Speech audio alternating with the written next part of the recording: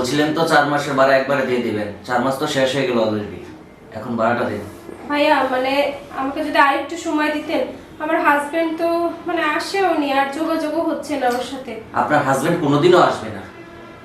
আমি আর আপনার কথা শুনতেও পারবো না। আপনি এখনই গাড়ি মুস্কালিয়া নিচে চলে যান। ভাইয়া প্লিজ প্লিজ আমাকে একটু সময় দেন ভাইয়া, আর নাহলে আমার কিচ্ছু করার নেই। আপনাকে তো অনেক সময় আমি দিতে চেয়েছিলাম, আর সময় দিতে পারবো না। আপনি এক্ষুনি বেরিয়ে যান, এক্ষুনি বেরিয়ে যান। ভাইয়া প্লিজ। তো আপনার কথা শুনে আমার সাথে যদি আপনি সময় দেন, তাহলে আপনি সারা জীবনই এই রুমে থাকতে পারবেন, আপনার কোনো সমস্যা হবে না। কি বলছেন ভাইয়া?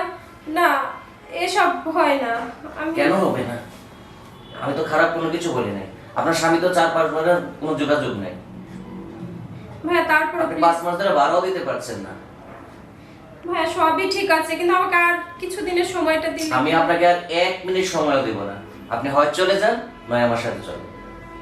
কোনটা করবেন? দুটো অপশন আপনার কাছে, একটা চলে যাওয়া আর একটা আমার সাথে। বুঝতেই তো পারছেন। ভাইয়া এটা আসলে হয় না। ভাইয়া প্লিজ একটু দেখেন। এখানে আর কোনো অপশন নেই, আপনি এক্ষুনি চলে যান, চলে যান।